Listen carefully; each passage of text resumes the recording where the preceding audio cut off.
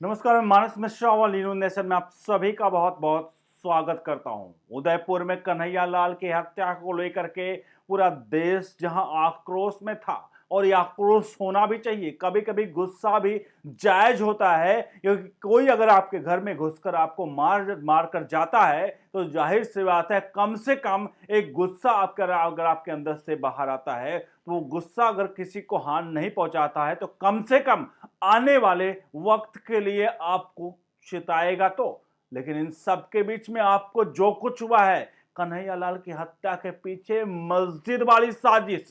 जी हाँ साहब, मस्जिद वाली साजिश। लोग पाकिस्तान से नाम जोड़ रहे हैं, लेकिन पाकिस्तान तो दुश्मन है। ये तो साजिश खुद यहां मस्जिदों में बैठे मौलानाओं ने रची थी। और कैसे इन सब के बीच में जो राजस्थान पुलिस है, क्योंकि वो कांग्रेस के अंडर में आती है, उसने कैसे पूरी साजिश रची और पूरा खेल हुआ और कैसे इसका मस्जिद में पूरी प्लानिंग बनाई गई, वो सबका एक्सक्लूसिव वीडियो आपको दिखाने जा रहा हूं।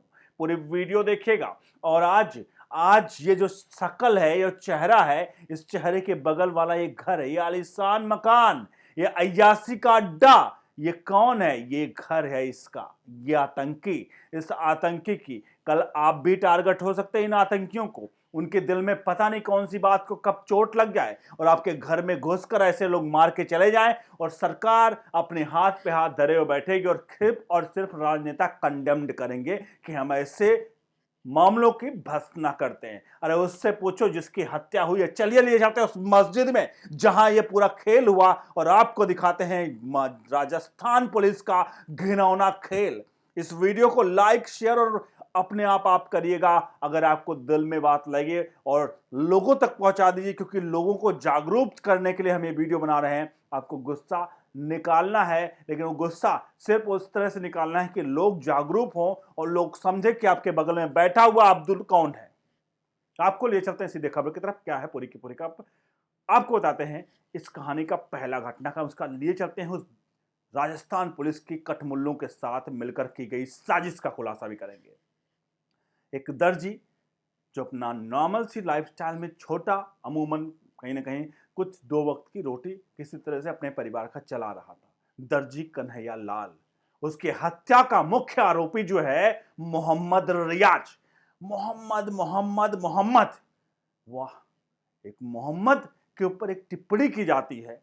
वो ईस्ट हैं, कोई भी होंगे, एक टिप्पणी कोई करता है एक व्यक्ति, और उस टिप्पणी को लेकर एक समूह पूरे के पूरे हिंदू समुदाय को उस पर टारगेट कर दिया जाता है। और उसके बाद ये कटमुल्ले हिंदुओं को मारते हैं। फिर कुछ लोग कहते हैं कि आप मुसलमानों को टारगेट क्यों करते हैं? और हर मुसलमान आतंकवादी नहीं होता, लेकिन हर आतंकवादी मुसलमान होता है, और मोहम्मद रियाज मुसलमान है, इस बात से कोई नकार नहीं सकता है। तो ये मोहम्मद रियाज उदयपुर के परकोटे की एक दुकान पर वेल्डर का काम करता था। ये जितने पंचर बनाने वाले हैं, शक तो इन सब पर भी होता है कि कल को आप अपनी दाढ़ी बनवाने के लिए जा रहे हो तो क्या पता आपका गला काट दें, क्योंकि ये मुसलमान है। आपको डर कर रहना पड़ेगा, इसीलिए सब काम कर रहे थे। लेकिन एक मुसलमान, उसके पीछे जो खेल हो रहा है, धर्म वाली साजिश, वो थोड़ा समझिए। पुलिस सूत्रों के हवाले से खबर आई है कि ये जो कुछ खेल हुआ है वो वहां की स्थानीय मस्जिद उदयपुर की, वहां पर धार्मिक काम करता था, धार्मिक प्रचार में शामिल होता था ये रियाज, जिसने घुस करके ये हत्या की है। आपको बता दें, 12 जून को अपनी पत्नी और 2 बच्चों के साथ किराए के मकान में वहां वो रहने गया था। आपको बता दें, मकान मालिक जो मोहम्मद का है, उमर ने कहा, उसके मकान मालिक ने क्या कहा है कि मैं उसे कभी नहीं जानता था, और रियाज की पत्नी ने किराए के आवास के लिए मेरी पत्नी से संपर्क किया था, मैंने पहचान पत्र मांगा था, लेकिन उसने मुझे नहीं दिया। परिवार की घटना के पहले 28 जून को मकान खाली कर दिया था। आखिर सबसे बड़ा सवाल, आखिर आप बिना प्रूफ के कैसे आप किराए पर मकान दे सकते हो? आप बिना प्रूफ के ये, क्योंकि ये उस समय घटना करने के लिए ही, आपको ध्यान दीजिए, घटना करने के लिए ये गया हुआ था वहां पर पूरी तरह से साजिश रचने। ये आज का खेल नहीं था। ये आतंकवादी स्लीपर सेल है कौन? और हम और आप भी हो सकता है इनके टारगेट में आ सकते हैं, क्योंकि हम सच बोल रहे हैं और सच इनको कड़वा लगता है। हमने और कोई भी समाज, अगर नूपुर शर्मा ने कुछ कहा, किसी एक व्यक्ति के बयान को पूरे समाज देश का बयान नहीं कह सकते हैं। किसी ने कुछ कहा तो उसको एक गुस्से के तौर पर हम कुछ देर के लिए उस पर कहीं ना कहीं अमल करेंगे, फिर उसको भूल जाएंगे। और उसको अगर किसी ने सजा दे दी है, पार्टी से निकाल दिया गया है, तो उस चीज को हम बाहर करेंगे और इस चीज से नॉर्मल लाइफ में लौटाएंगे। लेकिन ये लोग एक नूपुर शर्मा के बयान पर इन कठमुल्लों की पिछवाड़े पर आग लग चुकी है। आगे बढ़ते हैं। हम धार्मिक उन्माद नहीं फैला रहे हैं। कठमुल्ला मतलब मुसलमान नहीं होता है, कट्टर मुस्लिम होता है। कट्टरता पे जो अपने धर्म का विनाश करे वही कठमुल्ला होता है। उसे कट्टर विनाशक कहते हैं अपने धर्म का, और सबसे बड़ा दुश्मन उस धर्म का कोई नहीं होगा। आगे बढ़ते हैं। कहानी तो अभी पुलिस वाली बाकी है, क्योंकि पुलिस ने जो खेल खेला है वो पत्र अभी आपको दिखाऊंगा मैं। इसमें वो पत्र दिखाऊंगा जहां पत्र आपको बता देगा कि आखिरकार पुलिस क्या कर रही थी राजस्थान की, और क्या राहुल गांधी, जिसकी मुसलमानों की पार्टी खुद राहुल गांधी कहते हैं, कांग्रेस कहती है कि ये तो कांग्रेस मुसलमानों की पार्टी है, और खुद साहब ये खुद मुसलमान हैं। कौन थे फिरोज खान? फिरोज खान कौन थे जिनके पोता आज जनेऊधारी ब्राह्मण बनकर घूम रहा है? कौन थे फिरोज खान? सवाल बड़ा है, लेकिन सवाल के पीछे जो असल कहानी जो मैं आपको बताना चाह रहा हूं वो यही है कि साहब, एक मुसलमान दूसरे मुसलमान से धोखा नहीं कर सकता है। अपने इतिहास में उठाकर देख लीजिए। आप अपने कॉलेज में थे, हम भी अपने कॉलेज में थे, अपने स्कूल में थे, तो हमारा एक ग्रुप होता था पूरा कॉलेज का। अगर एक क्लास में 50 स्टूडेंट हैं, छात्र हैं, तो उस 50 में से अगर 4-5 मुस्लिम हैं तो उनका अलग ही ग्रुप होता था। अगर आपको विश्वास नहीं होता तो खुद के प्रैक्टिकल से समझ लीजिए, और ये मेरे साथ भी हुआ है, ये आपके साथ भी होगा। 50 स्टूडेंट है, 5 मुस्लिम है, तो उनका अलग ग्रुप होता था। वो अलग ही बात करते थे, अलग ही बैठते थे। जब एक साथ बैठते थे तो बैठते थे, लेकिन अमूमन हमेशा उनका ग्रुप अलग ही रहता था। क्यों? क्योंकि एक तो उन्मादी हैं कुछ लोग, कुछ उन्मादी हैं जो इस तरह के बवाल करते हैं। आखिर कौन लोग हैं ये? आगे बढ़ते हैं। इन सबके बीच हम आपको एक लेटर दिखाते हैं। वो लेटर आपके सामने, क्योंकि मैं सबूतों के साथ आपको दिखाना चाह रहा हूं कि कैसे कैसे राजस्थान की पुलिस ने पूरा घिनौना खेल खेला है। स्क्रीन पर आपके लेटर है। ये चिट्ठी जो है, ये चिट्ठी लिखी गई थी उस कन्हैया कुमार के द्वारा जिसको धमकियां मिल रही थी। चलिए लेटर पढ़ते हैं आपके सामने। उसमें लिखा है, महोदय, ये कन्हैया कुमार के शब्द हैं। उनने कहा कि ये पुलिस को लिखा गया था कि यह है कि आज 5-6 दिन पूर्व मेरे बेटे ने मोबाइल इंटरनेट पर माध्यम से गेम खेलते समय अचानक फेसबुक पर एक आपत्तिजनक पोस्ट हो गया था, जिसकी जानकारी मुझे नहीं थी। लेकिन 2 दिन बाद 2 व्यक्ति मेरे दुकान पर आए, मुझसे मोबाइल मांगा और कहा हमारे मोबाइल में बैलेंस नहीं है, हमें किसी को कॉल करना है, तो हमें आपका मोबाइल चाहिए। जिस पर मेरे द्वारा उन्हें मोबाइल दे दिया गया, परंतु उनके द्वारा मुझे बताया गया कि आपके मोबाइल से एक पोस्ट शेयर की गई है, आपको पता है क्या? तो मेरे द्वारा उनसे कहा गया मुझे मोबाइल चलाना नहीं आता, मोबाइल सिर्फ मेरा बच्चा गेम खेलने के लिए देता है।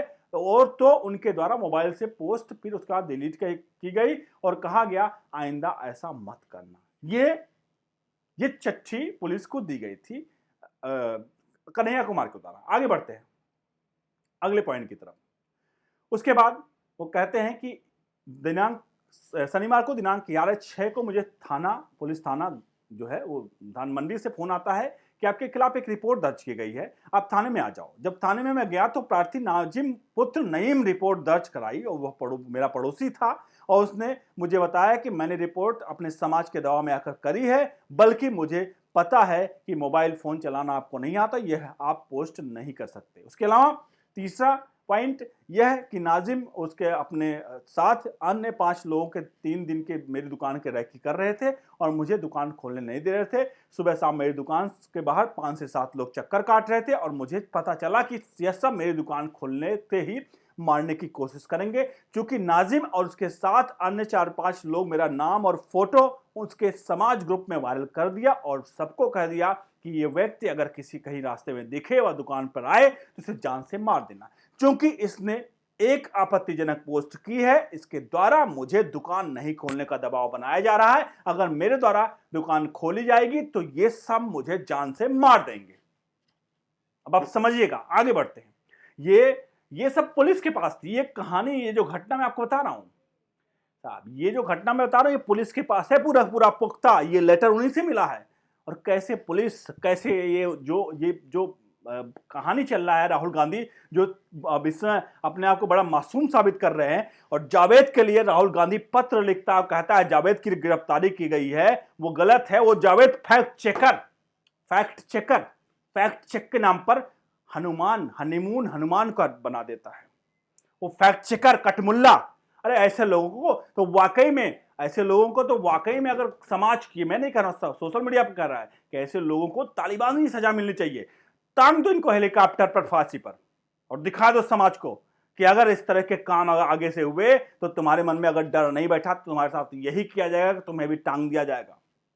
क्योंकि डर जरूरी है, डर जरूरी है ऐसे लोगों को। और ये समाज के घृणित कैंसर हैं, ये ऐसे कीड़े हैं समाज के जो कहीं ना कहीं हमें और आपको बर्बाद कर रहे हैं। आगे बढ़ते हैं लेटर की तरफ। अभी आपको तीसरा, अब लास्ट में क्या लिखा देखिए।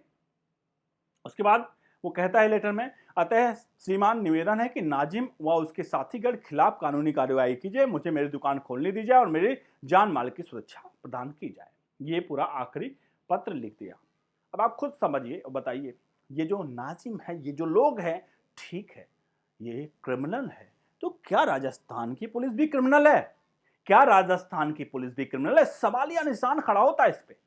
क्या राजस्थान की पुलिस सुरक्षा नहीं दे पाई एक कन्हैया लाल को?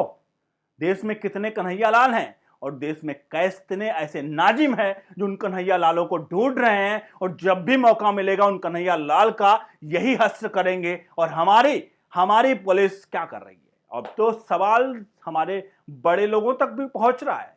केंद्र में बैठे आखिरकार अमित शाह और मोदी क्या कर रहे हैं? हिंदू संगठन एक्टिव हो रहे हैं, क्या हुआ उन लोगों को? क्यों साफ सूंघ गया है? क्या एक पोस्ट अगर किसी ने सच में उसके बेटे ने नहीं की, उसने कोई विचारधारा इस तरह से प्रस्तुत कर दी, तो क्या आप उसे जान से मार दोगे? सच्चाई कुछ भी हो, मोहम्मद की सच्चाई कुछ भी हो, आयशा की सच्चाई कुछ भी हो, क्योंकि मोहम्मद आयशा की सच्चाई जानने के लिए हम आने बैठे हुए हैं। जिसका धर्म है वो जाने, और उसके बारे में हम कोई टिक्का टिप्पणी नहीं करते हैं। वो अगर कोई इस तरह से टिक्का टिप्पणी करता है तो उसका व्यक्तिगत राय है, और हम और कोई भी इससे कहीं ना कहीं उससे वो नहीं करता। लेकिन जब इस टीका टिप्पणी पर पूरे समाज को कहीं ना कहीं सवालिया निशान खड़े कर दिया जाता है, पूरे समाज को उसका दंश झेलना पड़ता है, तब सवाल बनकर आता है एक नूपुर शर्मा के बयान से, जो कि नूपुर शर्मा का बयान किसी के रिप्लाई में आया था, किसी ने कुछ कहा था, उस बयान को दिखाया गया था। विकिपीडिया भी आज मोहम्मद के बारे में, आयशा के बारे में बहुत सारी वेबसाइट्स लिख रही हैं। सच्चाई क्या है ये तो धर्मगुरु बताएं, क्योंकि मुझे में नहीं मालूम कि मोहम्मद ने उन्होंने कितने उम्र में शादी की थी, क्या किया था। ये सवाल ये धर्मगुरु के ऊपर छोड़ देते हैं और वो लोग जाने इसके बारे में। लेकिन क्या अगर किसी ने इस तरह की कोई टिप्पणी कर दी तो क्या पूरे समाज को आप इस तरह से मारोगे? यह बड़ा सवाल है। इस सवाल का जवाब हमें और हमारे ऊपर बैठे प्रधानमंत्री, गृहमंत्री को सोचना पड़ेगा, और ऐसे लोगों पर ऐसी कार्रवाई करनी पड़ेगी कि नाजीर साबित हो। 2012 में जो कुछ हुआ था, दिल्ली में जो रेप हुआ था, वो घटना पूरे दिल्ली को, कहीं ना कहीं देश को दहला दिया था। मोमबत्ती कैंडल के लोग निकल पड़े थे, लेकिन आज वो लोग कहां बैठे हुए छिपके। कल आप भी एक कन्हैया लाल हो सकते हो, क्योंकि बहुत सारे इस तरह के नाजिम समाज में खोला घूम रहे हैं, और आपको पता नहीं कि वो स्लीपर सेल कब आपकी हत्या कर दे, क्योंकि यहां भी उसका पड़ोसी ने ही उसकी हत्या करवाई। ये बात साफ है, उसके पड़ोसी ने पूरे रैकी करी, उसके पड़ोसी ने सब कुछ किया। तो आपके पड़ोस में बैठा जो है, क्या वो आपका रिश्तेदार है? क्या आपका वो चाहने वाले, मतलब आपका वो हितैषी है? ये सोचना पड़ेगा। मैं आपको यहां पर सिर्फ अपने आपको हिदायत ये दे रहा हूं कि कम से कम चौकन्ना रहिए। आप सावधान इंडिया देखते होंगे, बहुत सारे उससे कहते हैं आप चौकन्ना रहिए। आपको कुछ नहीं करना है, आपको चौकन्ना रहना है कि आपके पड़ोसी कौन है। कल आपको साथ कहीं ऐसा धोखा तो नहीं कर सकते हैं। अगर ऐसा धोखा कर सकते हैं तो कृपया करके उनसे दूरी बना लीजिए। उनसे रिश्ता रखना मतलब अपने आप को, अपने परिवार को कहीं ना कहीं आप मौत के मुंह में धकेल रहे हैं। बहुत बहुत धन्यवाद।